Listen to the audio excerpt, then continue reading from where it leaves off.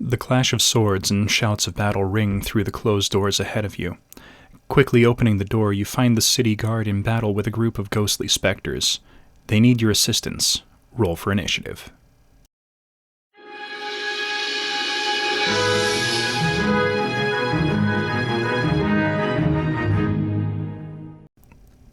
Today we're going to make some dungeon doors with stone archways, and I'm going to use these craft sticks from Michael's. They're an inch wide.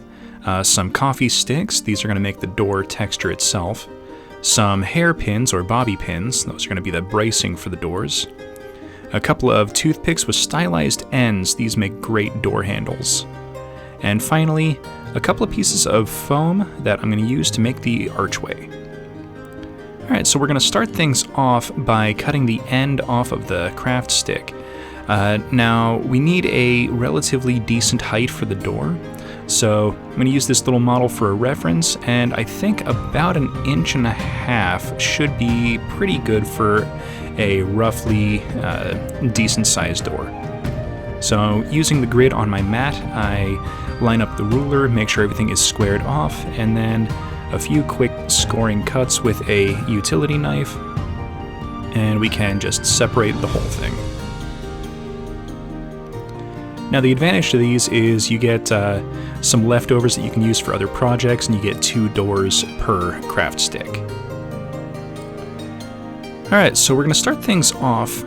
These coffee sticks are 1/4 inch wide, so we're going to grab 4 of them, make sure they all line up nicely, and then applying a fairly thin layer of wood glue to kind of help prevent a lot of warping and errors that have to be fixed. We're going to glue these down onto the coffee sticks, and then I've got a couple of clamps that I picked up at Lowe's for a couple of dollars.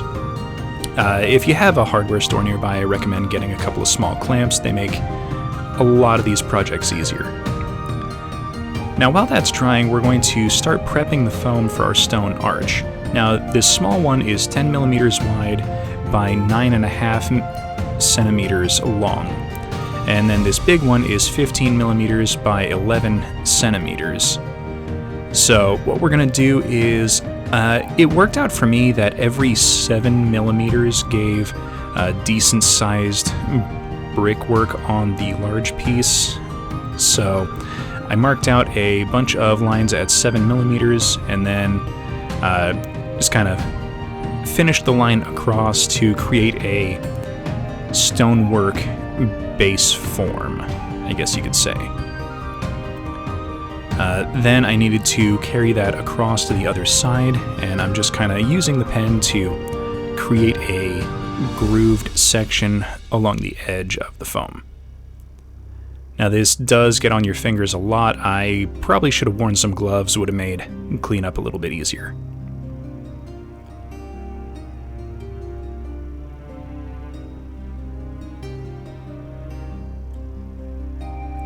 Now, if you're making a lot of archways, this can get really tedious. I'm just going to warn you ahead of time.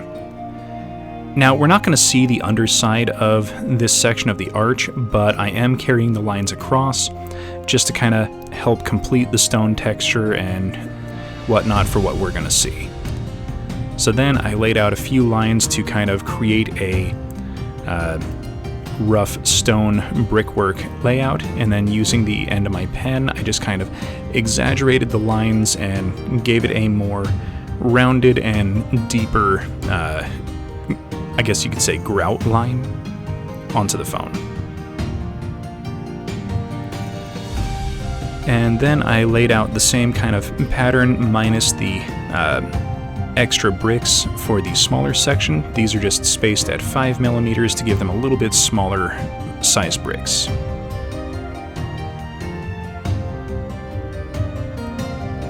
Alright, so then I picked up this tool at the Dollar Tree. It's kind of like a clay sculpting tool, but it's got a nice rounded edge, and I'm using it to just kind of smooth down the harsh edges on the edge of all the foam pieces. Alright, so now that our wooden doors are dry, I did the other side off camera. We're going to go ahead and cut the doors free and cut them to shape. Now these are sturdy enough that you can kind of use the edge of the door as a cut line, so you don't have to worry about too much when you're cutting these free. So now taking the bobby pins, we're going to cut the straight edged side from the pin, cut off this little nub at the end, and then cut it roughly in half. That'll give us a couple of pieces that are just under an inch in length. Then using a little bit of tacky glue, I spread it on the flat side. These have a flat and a rounded side. Spread it on the flat side and then put it in place roughly a quarter of the way up the door, and then the other one gets placed roughly a third of the way down the door. It creates a nice little reinforced area, kind of a implied bracing for the door.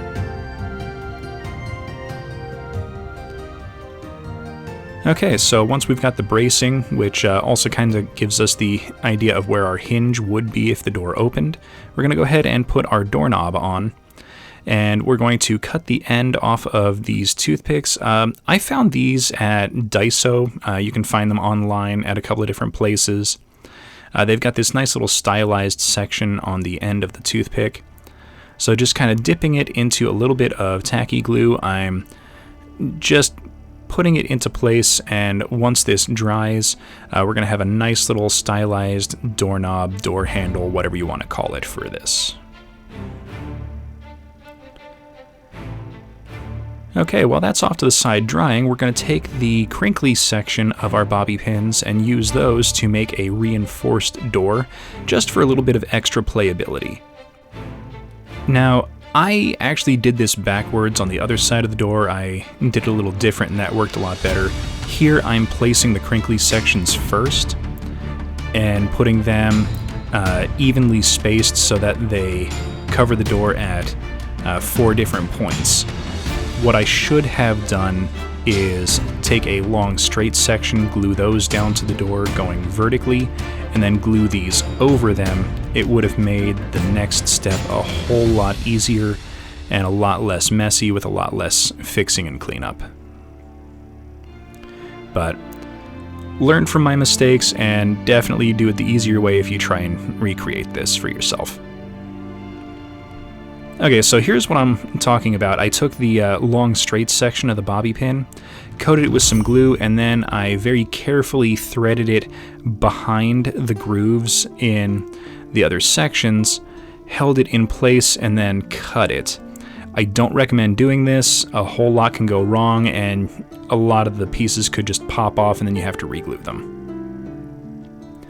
Okay, so while that's drying, we're going to go ahead and create our stone arches by just kind of taking the thinner piece of foam, wrapping it around the door and holding it in place, and then hot gluing the larger piece of foam with the brickwork facing out around the smaller section. The nice part about the hot glue is it cures fairly quickly, and once it cools, it holds its shape very, very well. Gives us a nice, solid archway without a whole lot of waiting. And while the glue is still a little warm, you can kind of go through and pick out any of the little blobs that might have oozed out.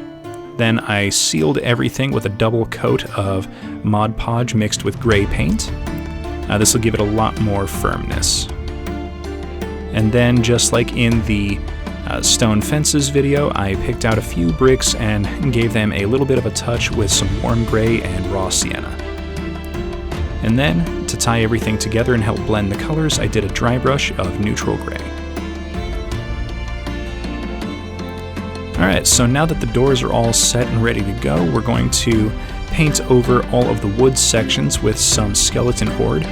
Now, if you don't want a really, really dark wood color, this works great for just kind of exaggerating any of the wood texture that the pieces have without everything going really, really dark.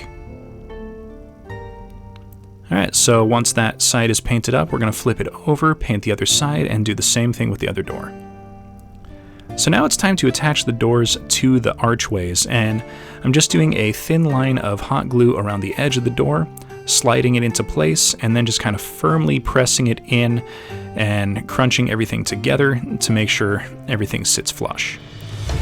Then I'm gluing it to a popsicle stick that I cut to fit just outside the edge of the door. Then doing the same thing with the regular old wood door.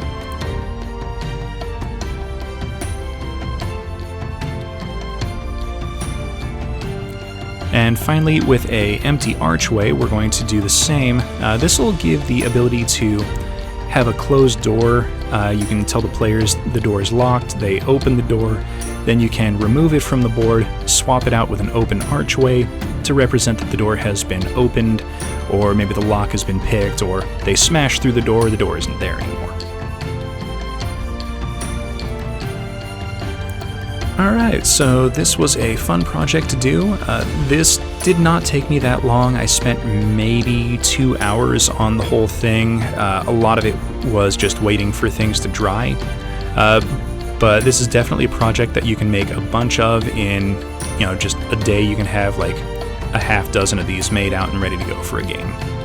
Alright everyone, thank you very much for watching. Please hit that like button, subscribe for future content, comment in the comment section, and we will see everyone next episode.